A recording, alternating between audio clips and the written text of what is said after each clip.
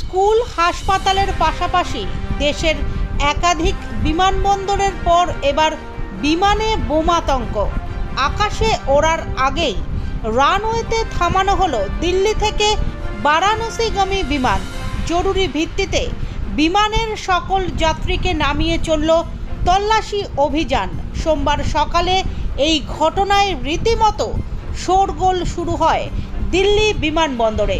জানা গিয়েছে, সমস্ত প্রস্তুতি সারার পর দিল্লি থেকে বারাণসীর উদ্দেশ্যে রওনা দিতে রানওয়েতে নেমেছিল ইন্ডিগোর 6E2211 বিমান। তখনই সকাল 5:40 নাগাদ বিমানবন্দর কর্তৃপক্ষের কাছে একটি ফোন আসে, যেখানে বলা হয় ওই বিমানে বোমা রাখা রয়েছে।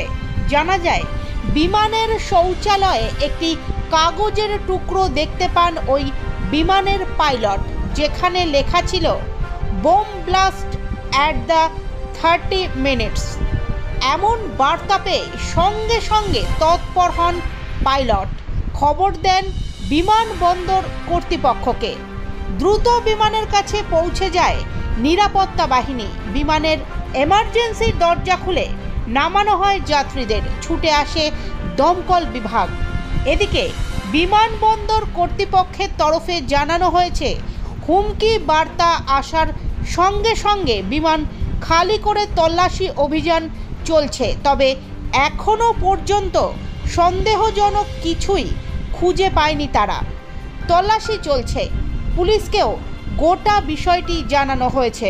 যদিও এই ধরনের বোমাতঙ্ক এই প্রথমবার নয়। গত 15ই মে দিল্লি বিমানবন্দরেই এয়ার ইন্ডিয়ার বিমানে এমন কাগজের টুকরো মিলেছিল, যেখানে লেখা ছিল বোমা রাখা হয়েছে বিমানে। পাশাপাশি গত মাসে দিল্লির একাধিক হাসপাতাল, বিমানবন্দরে বোমাতঙ্ক ছড়ায়। যদিও সবকটি ক্ষেত্রেই তল্লাশি চালিয়ে সন্দেহজনক কিছুই পাওয়া যায়নি।